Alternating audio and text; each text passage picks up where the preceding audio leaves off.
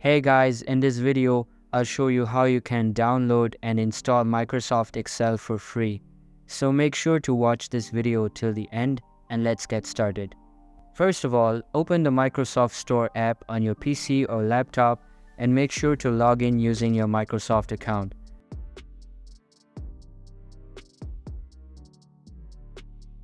After logging in, you will be redirected to the home page where all of the available apps will be present.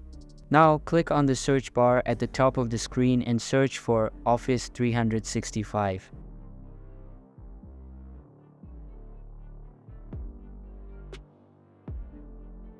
Various apps will be displayed on your screen. Select the first one and download it. After the downloading completes, open it and log in using your account. And that's how you can download and install Microsoft Excel for free. Hope you liked the video. Thanks.